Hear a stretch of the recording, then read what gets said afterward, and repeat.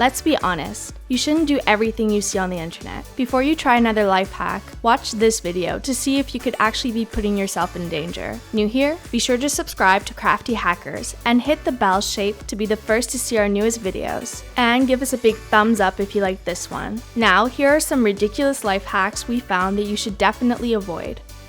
Taping your skin together to look skinny.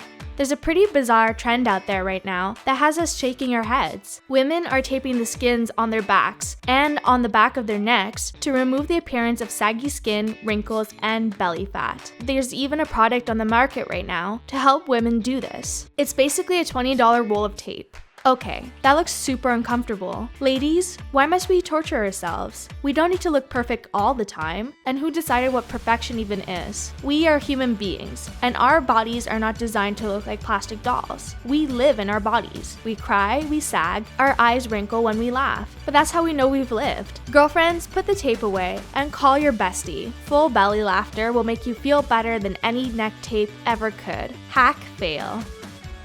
Teeth hacks, baking soda and lime fail. Okay, time for a chemistry lesson. Citrus fruits like lemons and limes contain citric acid. Acid causes erosion, so brushing your teeth with lime juice can put you at risk for tooth erosion. The acid actually eats away at your teeth. So with this hack, you're not only brushing away stains, you're also brushing away the protective layer of your tooth enamel and irritating your gums. Once your tooth enamel is worn away, your teeth will be super sensitive and more susceptible to cavities and tooth decay. Eventually, you'll lose those pearly whites, which is not an attractive look. If you want to remove stains from your teeth, see your dentist, brush and floss regularly, and stay away from coffee. But don't use citric acid on your teeth. That's a big no. Setting your makeup with hairspray. Hairspray is good for when you want to keep your hair in place. It bonds the hairs together to keep them from falling as you go about your day. But using hairspray on your face? That's a terrible idea. First of all, the fumes from the hairspray are going directly into your nose. Then you're breathing it into your lungs. You might have perfect makeup, but you're gonna end up with a side of asthma. And before you ask, asthma inhalers shouldn't be used to set your makeup either. Then there's the zit factor. Hairspray will clog your pores and introduce chemicals to your skin that were never meant to be there. You're going to wind up with a ton of pimples if you do this, so please don't. Use a makeup setting spray instead. They don't cost that much more than hairspray. And guess what? They are actually made to go on your face. So let's recap. Hairspray goes on hair, makeup spray goes on makeup. Any questions? Using deodorant on bikini line to avoid razor bumps. This seems like it would be a good idea. We use deodorant under our arms, right? Well, it turns out if you use this product on your bikini area, you could wind up making the bumps worse, not better. The deodorant is designed to block sweat and odor under your arms. So guess what it also blocks? If you said pores, you're right. Deodorant will block your sensitive pores and cause major razor bumps in your bikini area. It's best to use an oil-free lotion or special shaving cream to minimize razor burn. Your bikini area will thank you.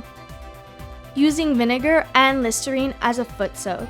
We just want to know how someone got the idea for this hack. We can picture them standing in the bathroom, rinsing their mouth with Listerine, when they had a light bulb moment and thought, this should go on your feet. Let's go down the Listerine checklist to see if there is foot compatibility. First, it freshens breath. Good for your mouth, and unless there is a mouth on the heel of your foot, not so good for your feet. Second, it kills germs. Good for your mouth, and yes, killing germs on your foot would be a good thing, but you're exposing your skin to an intense amount of alcohol, not so good for your foot. Some people have tried this water, vinegar, Listerine combo as a foot soak to be able to peel off dry skin, and all they ended up with was a blue, dried out foot. Don't do it. There are plenty of foot soaking products at the drugstore. Put the Listerine down. Using nail polish as an eyeliner. Okay, why would anyone even try to do this? Liquid eyeliner can be found cheaper than nail polish. If you're thinking of doing this, don't. Nail polish has a ton of toxic chemicals in it. It's dangerous for your eyes. You could be clogging your tear ducts and your hair follicles in your eyelash area. And who knows what those chemicals could do to your vision. Seriously, you could go blind. So, unless you want to be the only girl at the party rocking an eye patch like a pirate, stay away from this ridiculous hack. Stay far, far away. Lemon juice in the eye to lighten your eyes. Again with the lemon juice. Lemon juice should only be used in lemonade and garbage disposals. Ah, they do freshen the sink, don't they? Anyway, you remember how we discussed the citric acid in lemons and that it will erode your teeth and chemically burn your skin? Well, apparently people are putting lemon juice in their eyeballs to try and make them lighter. If you've never taken a biology class, let us explain. That's not how eyeballs work. They have a membrane over your cornea and your pupil to protect your eye from the elements. Now, the only thing lemon juice will do is chemically burn your eye and eat away at that membrane. Remember the teeth? Same thing. Plus, it is super painful. It really burns when you get lemon juice in your eye. Put the lemon down and repeat after us. My eyes are beautiful just the way they are. And if you still don't like them, you can always get colored contacts from your doctor. Using sandpaper to rub off hair. So, back in the olden days, women used to use sandpaper to remove their hair off of their bodies. Dang, these women were tough. Clearly, they have invented razors, waxing, and laser treatments, so sandpaper should be a thing of the past for removing hair. But if you were thinking about trying it, remember, these women used to knock back martinis while pregnant and use castor oil on just about everything. So if you want to not only get rid of unwanted hair, but also simultaneously ridding your legs of 5 layers of unsightly skin, use sandpaper, or act like a normal person and get some razors. It's not the 1940s anymore. Thanks for watching, Crafty Hackers. Be sure to subscribe and hit the bell shape to be the first to see our newest videos. See you around!